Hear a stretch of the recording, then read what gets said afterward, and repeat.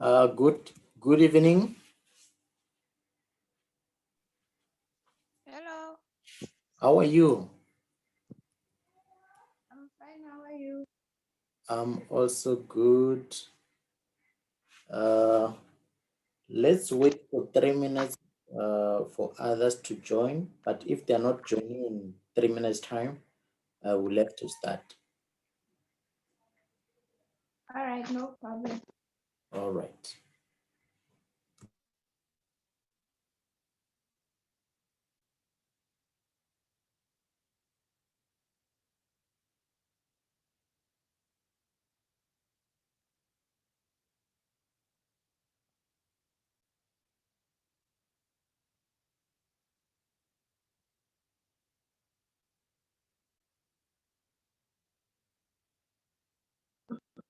Mm.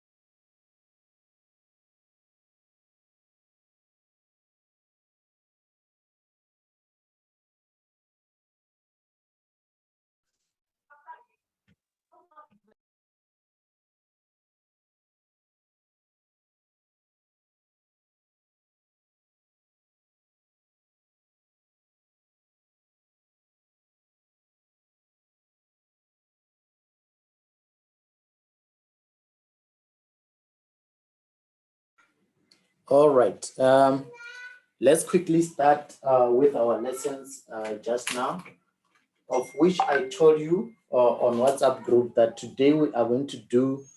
We are going to start with questions on first principle. Uh, this is a very, very important principle which you must take note of. Usually, questions for first principle, they come with about 8 marks. It's just one question you're going to come across for first principle. So you must be able to answer this question. So as example, we are going to find the derivative. So the derivative, as I explained to you the last time, is indicated by f prime. Do you all see the board? No, the light is shining there, so I can't see. All right, all right. No, it's okay. Let me.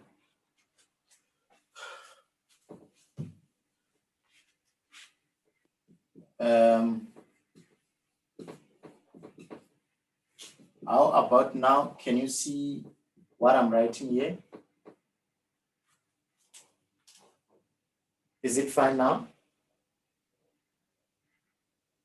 Your network is bad, so you are stucking.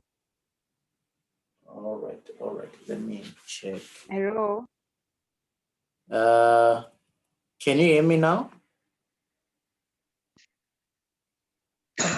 Yeah, I can hear you. All right. So if there's problem with network, don't hesitate to let me know so that I switch to another network. So now we want to find the derivative of the function in this case. So by using the first principle.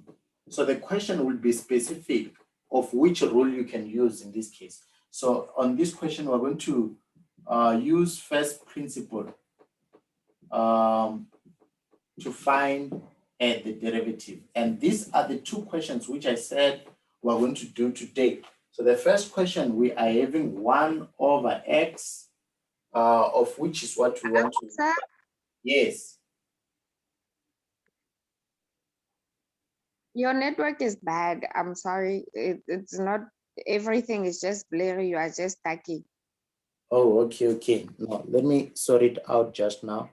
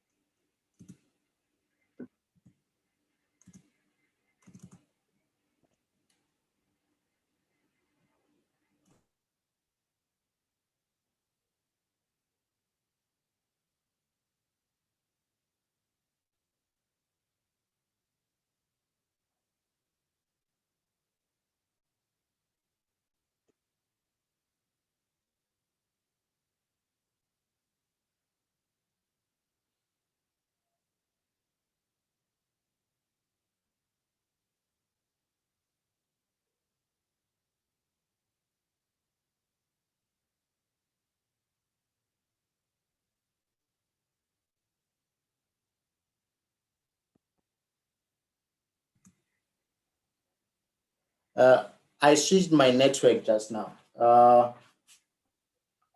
Can you hear me perfectly now? Yes. All right. And you can see what we have on the board? Yes, sir. All right. Wonderful. So now, here I was explaining that we want to find the derivative of this function here, or f prime. So f prime is a derivative or a gradient. I believe you remember the formula we used to find the gradient. But in this case, we are finding the gradient by using another approach, of which is called the first principle. So we want to find the derivative of the function, which the derivative is indicated by f prime of the function f by using first principle. And this is the function f where we want to find the derivative. So f of x is equal to 1 over x. Are we all together with regard to that? Yes. All right. What kind of function is this one? What kind of function is this function that we're given there? What do we call that function? We have done functions not long ago. We have hyperbola, we have parabola, we have straight line, we have exponential, and we have logarithm. So which kind of function is this one? Is it a parabol? Is the hyperbola, right? So Hello? this, yes. Can you hear me? So Yes. this is the hyperbola function. So it's the hyperbola function because you can see the x is on the denominator there. So in other words, we want to find the gradient of the hyperbola function, or we want to find the derivative of the function f with respect to x. So the question is, how are we going to do that? We're going to find that derivative by using the first principle. You remember the formula I gave you last week of first principle. What is the formula of first principle, if you remember? F prime x is given by what?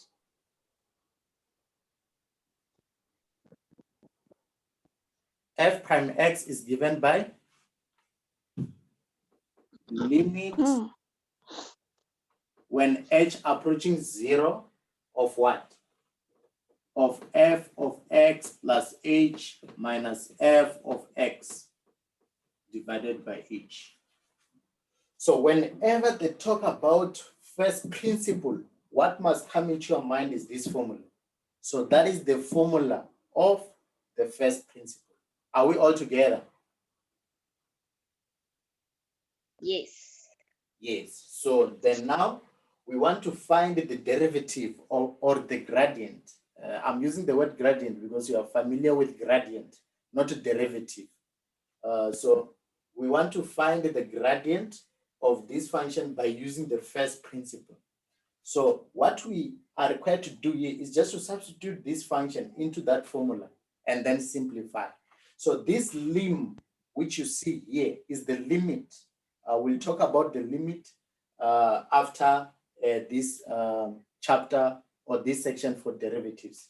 So this is the limit when h approaching 0 of f of x plus h minus f of x divided by h is the formula as I told you the last time. So let's substitute all the information we're given in this case. So now the first information which we are given, of which will be given at all time, is this function here.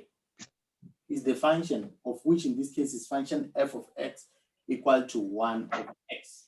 That is the information you are given, right? So from the information you are given, you can then find your f of x plus h. From f of x, you can find f of x plus h. The question is how? How can you find f at x plus h from f of x? So this is how you find your f of x plus h. Wherever you have x on this function, next to x, you are going to add by h so that you have your f of x plus h. Are we all together on that point? Because it's very important to take note of what I said just now. In order for you to find f at x plus h, what do? Wherever you have x on this function f, you have to add what? To add h next to x. Did you get that right? Yeah. All right. Yes. Now, give me the formula of f of x plus h. If you understood what I said, what is f at x plus h?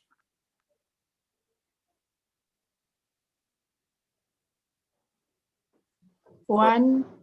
It's one. So your One network divided is bad. It's 1 divided by what?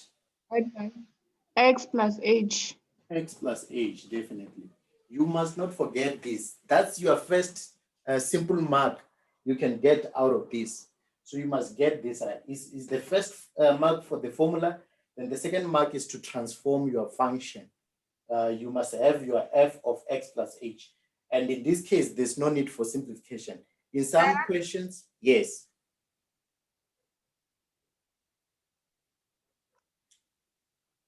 Oh, Asa, you are stuck and your network is bad. Unfortunately, let me see what I can do.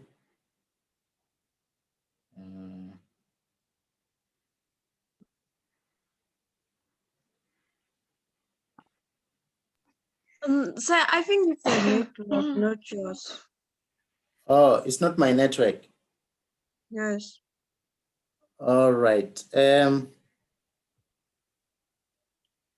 Vasizana, Do you think it's my all right. If maybe we are experiencing network problem, from my side, the recording, it would be there. I'm gonna give you the recording, which is without glitches. So, but whenever we experience network difficulty, let me know. I will have to explain that part again. But for now, let's go on. I'll send you the recording for this. So we have f at x plus h equal to 1 over x plus h.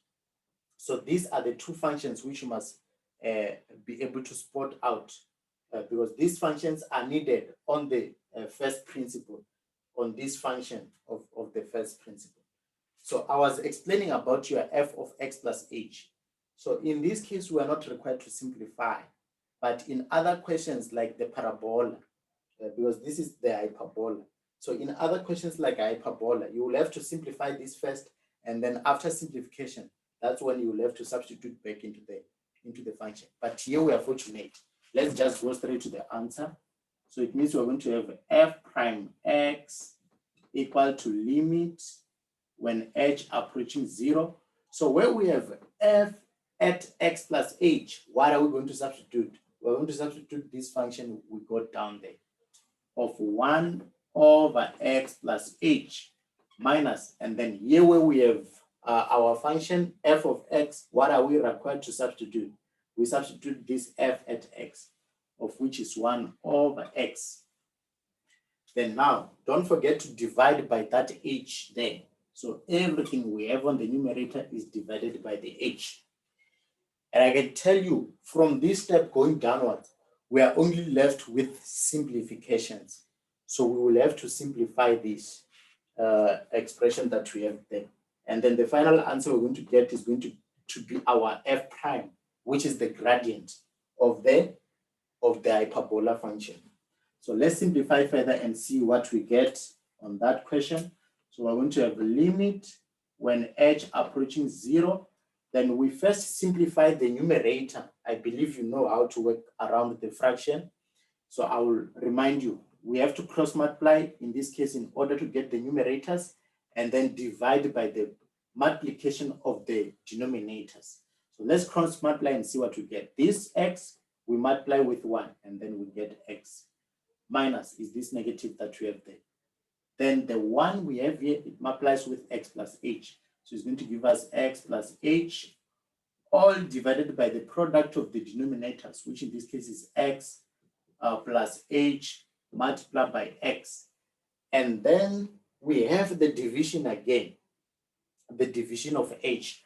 But this division of h here, we're going to write it in terms of multiplication by using what is called reciprocal theorem. I believe you remember the reciprocal theorem, wherein if we're having two fractions, we can change the second fraction to multiplication.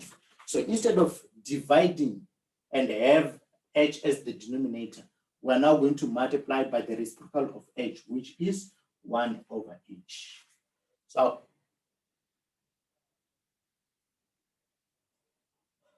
I will want to find out from you if we are all together up to this. Are we together up to this step? No. All right.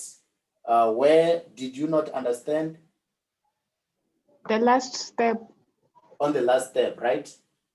Yes. All right.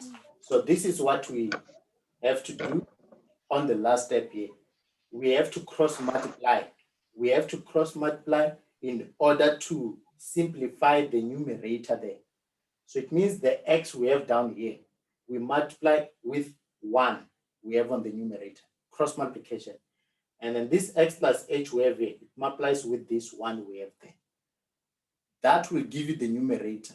After doing that, you will then multiply the denominators together. So let's do that and see what you obtain. X multiplied by 1, we get this x we have here. Minus is that minus we have there. Then x plus h, we multiply with 1, and we obtain x plus h. And then we divide by the product of these two. We multiply the denominators, and we obtain that. So, but we have another division here. Another division is on h. So if we have many divisions, we have to use what is called the reciprocal theorem, where the division by h, we now change it to multiplication. We multiply by 1 over that which is given, of which in this case is h. It's 1 over that which is given, which is h. And by doing so, you have applied what is called the reciprocal theorem. You do that always whenever you come across a situation where we have fractions. Are we together? Sir, Yes. I have a question. Yes, you can Yes. On ask. the second, right? You said we need to also divide by x plus h times x, right? Yes, With exactly. that whole, yeah. So now the question is, isn't it negative x since there's a minus between the two equations? Between these two. Yeah. All right. The negative here, we only use it on the numerator, like what we have done here. So this negative Why we have not there, on the denominator? yeah, the negative, it only, we're supposed to apply it only on the numerator. That is by rule. because in this case, we want to make sure that we have one fraction. We want to make sure we have one fraction, because you can see on the numerator, we now have two fractions, right? So in order to have one fraction, we are required to multiply this x here with the 1 there. And then you subtract by the multiplication of x plus h and 1 there. That will give us this. So it means at the negative, we have used it already. We have used the negative already. So if we have used it before, we can't use it again on the denominator. Is that again? Is that okay? Yes, I understand. Yeah, definitely. So on the denominator at all time, this approach, you use it in any situation where you are adding two fractions or subtracting two fractions. So you are required to cross multiply, and then this denominator here, it multiplies with that numerator there. And this denominator here, it multiplies with that numerator there. And then on the denominator at all times, you need to multiply them together. You multiply x plus h here and x. That will give you x plus h multiplied by x. Is that okay? Yes. All right. Then after having that, we are now left with simplification. So we can first deal with this negative, because you can see, because we have a bracket, it means this negative we have there, it must multiply everything which we have inside the brackets.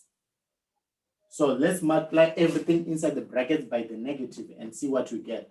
So we're going to get limit when h approaching 0 of x minus h, all divided by x plus h multiplied by x multiplied by 1 over x. So the negative there, it multiplies everything we have inside the brackets. Then we will obtain that expression we have down there. So, but the x and x, they can cancel each other. That's 0. So, and the h on the numerator cancels with the h on the denominator. But let me do that on the next step so that it can be clear to you. So we're going to have limit when h approaching 0, x minus x is 0. So it means we're left with negative h all divided by x plus h multiplied by x multiplied by 1 over h. So the h we have on the numerator and the h we have on the denominator, they are going to cancel to each other. And this is the step which is very critical, because the h on the denominator is a must that on this question, it must cancel with something on the numerator. Otherwise, if that process fails, let me tell you that there might be a mistake which you have done. At all time, this h on the denominator here, it must cancel with the h on the numerator. Why the h on the denominator must cancel with something on the numerator is because 1 over 0, remember, h is approaching 0. So if we substitute a 0 here, what are we going to get? What is 1 over 0?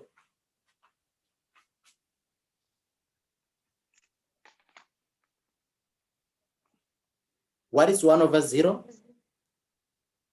It's a math error. There's no It's answer. error. It's error in that case. So we are avoiding that situation wherein if you substitute h, which is approaching 0, we're going to get an error. Hence, the h we have here on the denominator, it must cancel with something on the numerator. So that is another check and balance process where you can verify if the answers you're getting are correct. The h we have on the denominator must cancel with something on the numerator. Get that right, because it's important. So then from there, h we have here cancels to the h we have on the denominator. So it means we're going to get limit when h approaching 0 of negative 1 divided by x plus h multiplied by x. But we know in this case, h is approaching 0. So it means wherever we have h, we're going to substitute 0, right? So here there's h, you can substitute 0, and you are now left with negative 1 over. Then if we substitute 0 here, it means we're going to be left with x multiplied by x, of which this is negative 1 divided by x squared. And that is the answer that we are looking for. So now ask me any question you did not understand on what we have done up to so far before we go to the next set of questions. So ask me what you did not understand from what we have covered up to so far, especially on this question, because it's another set of difficult questions where we are having a hyperbola function. So this is a hyperbola function. You can do this principle on hyperbola function, on parabola function, on exponential function, on straight line function, and on any kind of function we can find the derivative. So, but the derivative, which is difficult, is on the hyperbola. So if you get the derivative on the hyperbola, then I will be very happy for you. Are we together? Yes. Yes. All right. Can we go to the other example before we go to derivative by rules? Yes. All right, wonderful. So I'm gonna rub everything we have on the board so that we attend to the second question. So actually, I'm just going to change a function here and now deal with function with the square root. This is the inverse of parabola function. So it's the inverse function of parabola function. So you must be able to see what kind of function you are dealing with. So we are going to use the first principle in order to get the derivative or the gradient of this function. We're going to use the first principle, of which is this formula we have here. So in other words, you must remember the formula of the first principle in order to answer these questions. Like I said previously, we have to find the function first. The function f of x will be given at all times. So it's given as root of x. So after having that function, you can easily find your f at x plus h. Can any one of you tell me what is going to be our f at x plus h?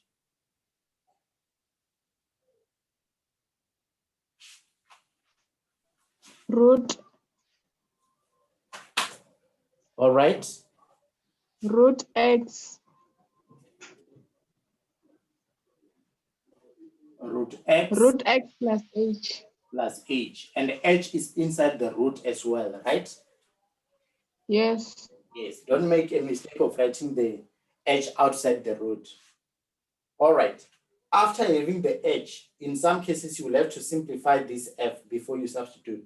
But here, there's no need for simplification. You just need to substitute into your function. So it means we are going to get f prime x, which is equal to limit when h approaching 0 of what? Where we have f of x plus h, we substitute this we have here of x plus h minus, and then here where we have f of x, we substitute the root of x divided by h is this h that we have.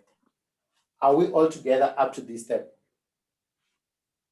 Yes. Yes.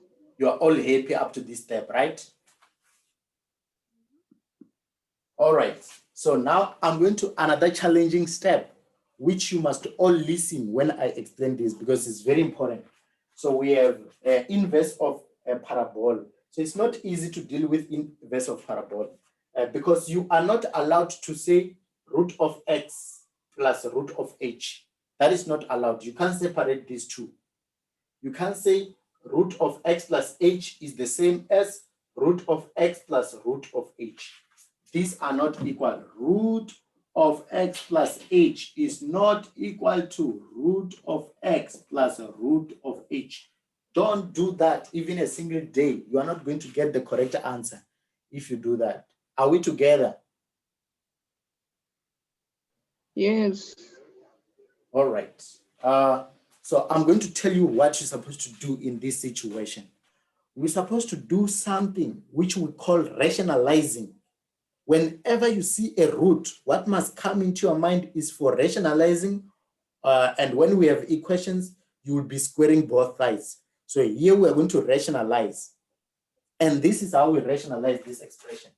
We multiply by this, but now you change the sign. Instead of having negative, you put positive.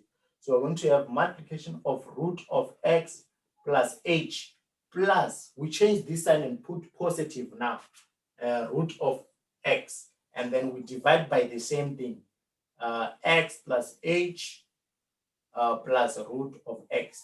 That is what is called to do what? To rationalize. You must not forget this because it's very important. Rationalize. We rationalized here. So others, they call this a special one. It's a special one because you can cancel this with what you have on the denominator because it's the same thing, right? So you can cancel, but this one is a special one because it's going to assist us to solve this problem that we have there. Are we together? Yes. All right. Are you all here? Little and Vasitsana, may I find out if you are all here? Yes. All right. And Little Law, are you here? Yes. Okay, wonderful, wonderful. So if you don't understand it, something, shout out so that I can assist you with that. So we create what is called a special one, which we are going to use it to rationalize this expression. So now what we are going to do is to multiply this, the numerator with numerator, the denominator with the denominator. So let's see what you get when we multiply these two. So we're going to get, I'll write here the solution, limit when h approaching 0. So we multiply this with that. I'm going to use the brackets for multiplication. So it's root of x plus h minus root of x plus h plus root of x, all divided by h into root of x plus h plus root of x. So now we can then multiply the brackets on the numerators there. So let's multiply and see what we get. We're going to have limit when h approaching 0. Root of x plus h, we multiply with the root of x plus h. That is going to give us x plus h.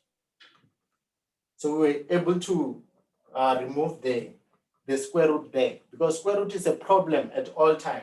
So if you multiply root of x plus h with the root of x plus h, you will be left with x plus h. And then from there, you multiply root of x plus h with root of x. So it's going to give you root of x multiplied by root of x plus h. But now, if you multiply again by negative root of x with positive root of x plus h, you will see the middle terms, they're going to cancel. They're going to give you 0. We're using this principle here. We're multiplying a plus b with a minus b. So now you multiply a with a, it's going to give you a squared. You multiply a with b, it's going to give you negative ab. You multiply b with a, it's going to give you positive ab. B with b is going to give you b squared. Therefore, the middle terms, they're going to cancel because these are the same thing. The difference is the sign. So therefore, if the difference is the sign at all times, the middle term, they're going to cancel and you're left with a squared minus b squared. Are we together? Are we together before I go forward? Yes. All right. Yes.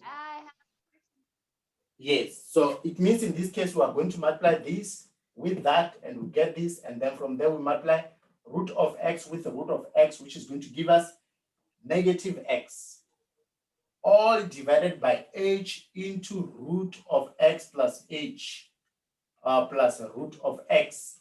So you see x minus x is going to give us a 0 and we're left with h only. So that means we're going to have limit when h approaching 0.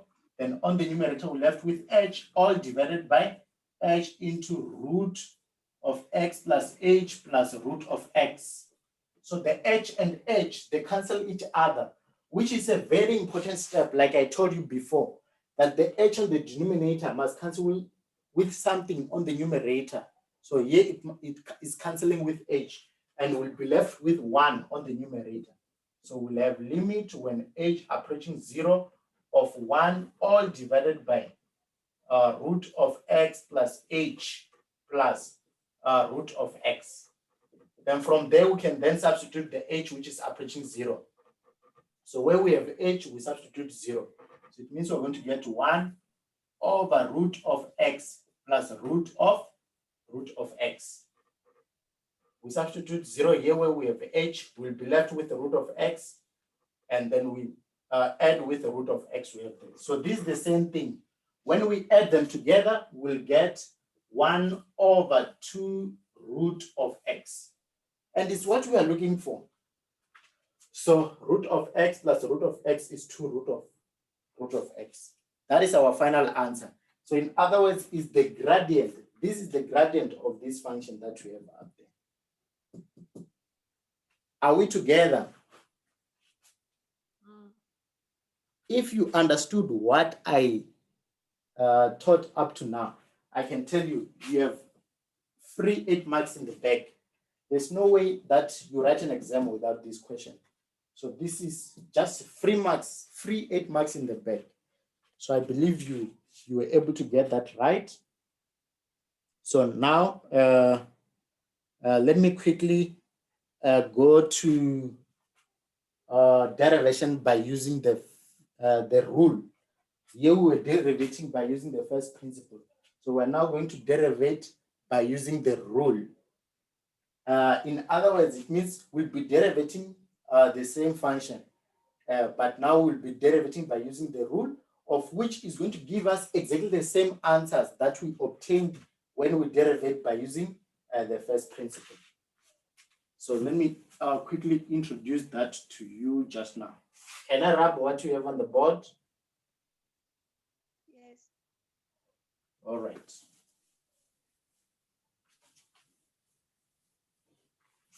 So differentiation or derivation is the same thing. Derivation, some they call it differentiation. Derivation by. So we cannot see. All right. So let me write down there. Derivation by a rule. Derivating by a rule. So now,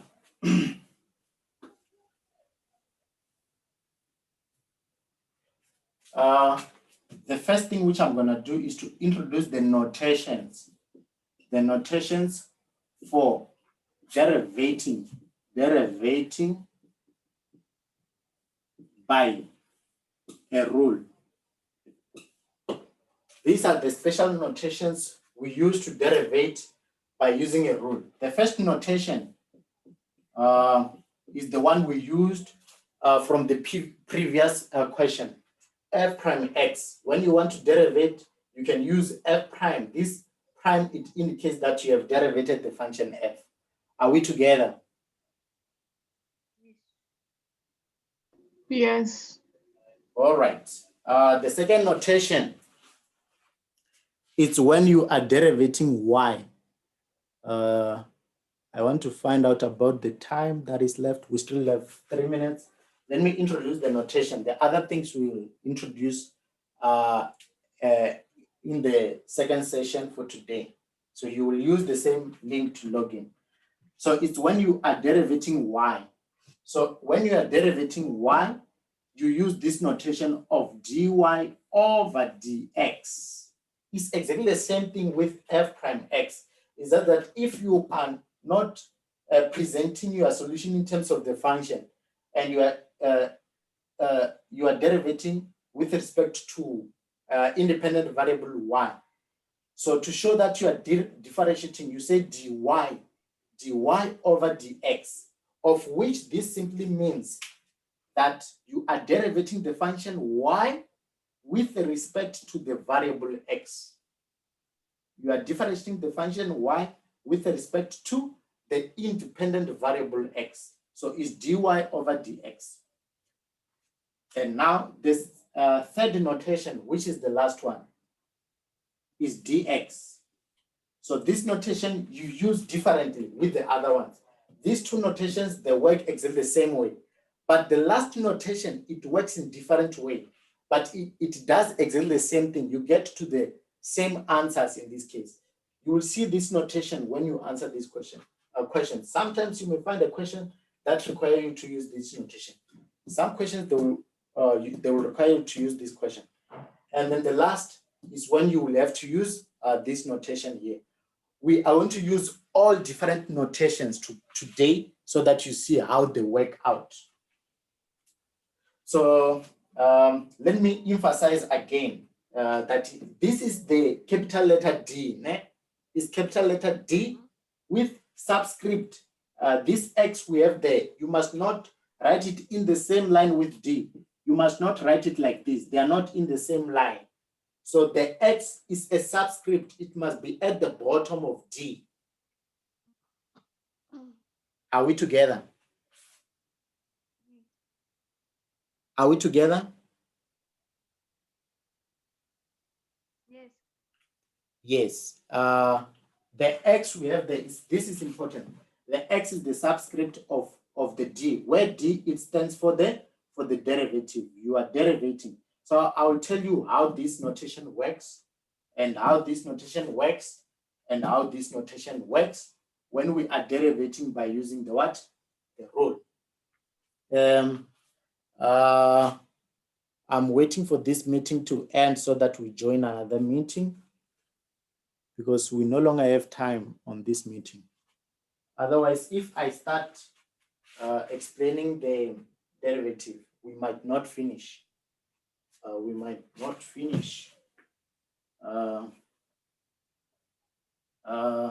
But in the meantime, when the meeting is ending, let me also explain this notation here.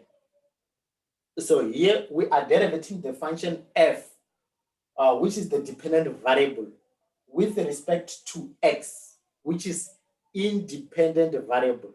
So the independent variable is a variable which you cannot influence. And then here we are derivating the function y with respect to independent variable x. So the y is the dependent variable and the x is the independent variable. And in this case, we don't